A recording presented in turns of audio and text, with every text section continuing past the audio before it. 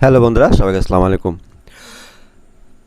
এর আগে একটা ভিডিও আমি দিয়েছিলাম, যে ভিডিওর মাধ্যমে আমি দেখাচ্ছিলাম যে একটা বিল্ডিংয়ের শাটারিং কীভাবে করবেন, এবং সেখানে বিমের যে কাজগুলো হয়, রডের কাজগুলো হয়, সেটা কীভাবে চেক করবেন, এবং সেখানে যে রিংগুলো হয়, রিংগুলোর সংখ্যা কীভাবে আপনি ড্রয়িংয়ের লিখে রাখবেন, এ ব্যাপারে ডিটেলস বর্ণনা করেছিলাম আপনার ভালোর জন্য।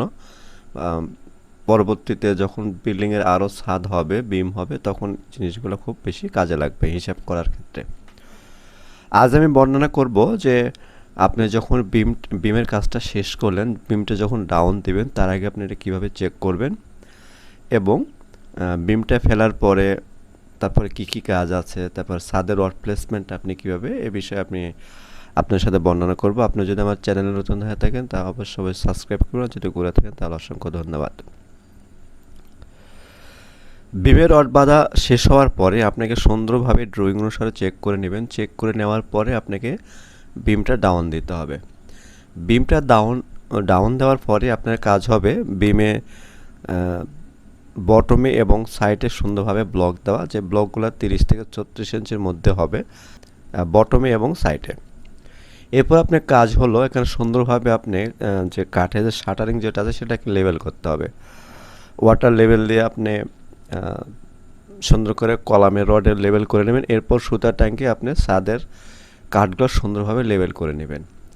লেভেল করে নেওয়ার পরে আপনার কাজ হলো এখানে আপনাকে প্লেন শিট যেটা আছে, সুন্দর প্লেন শিট যেটা মরিচে ধরানো এবং নিকেলযুক্ত, এ ধরনের প্লেন শিট ব্যবহার করবেন। যদি আপনি পলিথিন ব্যবহার না করেন, পলিথিন ব্যবহার করলে একটু কমা জাতীয় বা কম ভালো আর কি প্লেন শিট ব্যবহার করলে হয়। আমরা এখানে যেহেতু কোনো পলিথিন ব্যবহার করব না স্ল্যাবের ভিতরে, আমরা শুধু বিমের সাইড দিয়ে শুধু আমরা পলিথিন ব্যবহার করব, যেখানে জয়েন্ট হয় সেখানে। স্ল্যাবের ভিতরে আমরা কোনো পলিথিন ব্যবহার করব না, এই জন্য প্লেনগুলো সুন্দর ঝকঝকে হবে। যদি না থাকে তাহলে আপনাকে অবশ্যই পরিষ্কার করে নিতে হবে। পরিষ্কার করে নেওয়ার পরে আপনাকে বিছাবেন, এবং এরপরে আমরা এখানে সুন্দরভাবে প্লেন শিটের জয়েন্টগুলো আছে আমরা সেখানে টেপ ব্যবহার করব স্ল্যাবটাকে ওয়াটার টাইট করার জন্য, বা শাটারিংটাকে শাটারিং করার জন্য আমরা টেপ ব্যবহার করব। এরপরের কাজ হলো আপনার এখানে রডের কাজ করা। রডগুলো আপনার রডগুলো ড্রয়িং অনুসারে যেভাবে স্পেসিং দেওয়া আছে 5 ইঞ্চি 6 ইঞ্চি যেটা থাকে, সেভাবে আপনি ছাদটা দাগিয়ে নিয়ে এরপর আপনাকে রডের কাজ শুরু করতে হবে। এবং এক্ষেত্রে অবশ্যই মনে রাখতে হবে স্ল্যাবের যে পাশ হলো ছোট, লেন্থ কম, সেটা হলো আগে রড হবে, এবং যেটা লম্বা সেটা পরে হবে এখানে।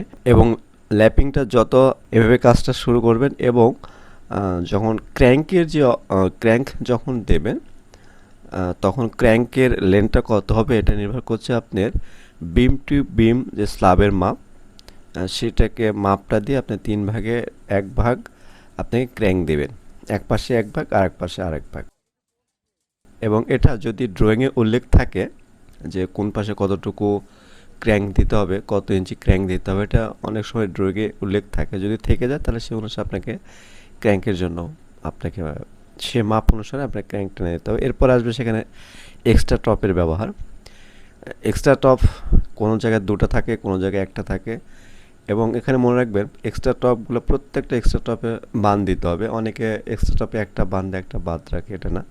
আপনার স্ল্যাবের যতগুলো রড ব্যবহার হবে এবং প্রত্যেকটা রড যেখানে ক্রস করবে সেসব জায়গায় আপনাকে অবশ্যই যে 24 নম্বর যে তারতে বাঁধ দিতে হবে। এরপর আসবে এখানে ব্লক দেওয়ার কাজ। ব্লক আমি এর আগে একটা ভিডিও দিয়েছিলাম, ব্লকের উপরে কত ইঞ্চি পর পরে ব্লক দেবেন সেটা আপনি দেখে নিতে পারেন।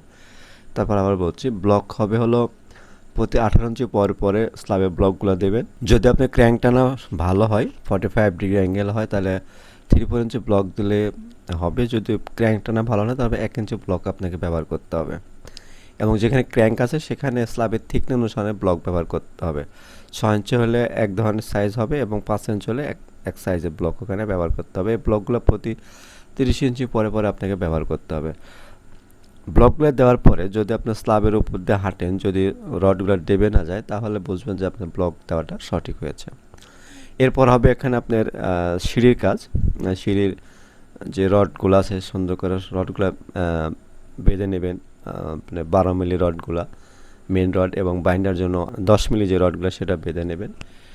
এরপর আপনার সেখানে সিঁড়ি যে শাটারিং সেটা করে নেবেন। করে সিঁড়ির শাটারিংটা শেষ করার পরে আপনার ব্লক দেওয়ার পরে এরপর আপনার কাজ হলো আপনাকে সুন্দর করে ছাদটা সুন্দর করে আপনি ঘুরে দেখে নেবেন যে আপনার যে ছাদের যে কাজগুলো যেগুলো হওয়ার কথা রড বাঁধা, প্রত্যেক রড বাঁধা এবং সাইডে যে কভারিংগুলো শাটারিং থেকে সাইড যে শাটারিং হলো সেই শাটারিং থেকে যে কভারিং 1 ইঞ্চি বা 1.5 ইঞ্চি দূরে থাকার কথা সেটা আছে কিনা।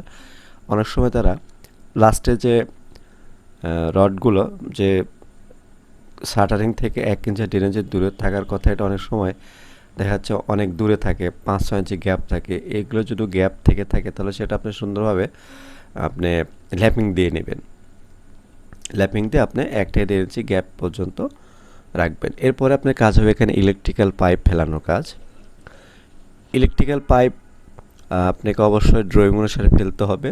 আপনি যে ফ্লোরের যে প্ল্যান আছে বা লেআউট প্ল্যান যে অনুসারে আপনার ইটের গাঁথুনি হবে সেই অনুসারে আপনাকে এখানে ইলেকট্রিক্যাল পাইপগুলো ফেলতে হবে। কোথায় ফ্যানের জন্য হুক হবে, কোথায় বাথরুম হবে, কোথায় কিচেন হবে সেভাবে আপনাকে ফেলতে হবে এবং প্রত্যেকটা ওয়ালে যেন একটা করে ড্রপ থাকে এসি লাইনগুলো সেটাও আপনাকে দেখে নিতে হবে।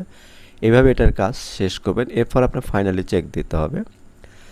চেক দেওয়ার সময় আপনাকে অবশ্যই যে এর আগে যে লেভেল টানা হয়েছে যে ওয়াটার লেভেল সেখানে সুতা ট্যাঙ্কে আবার চেক করে নেবেন।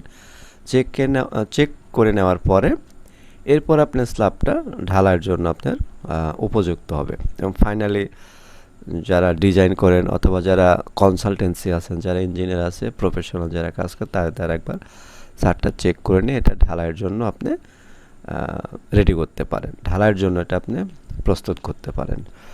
আজ এ পর্যন্তই।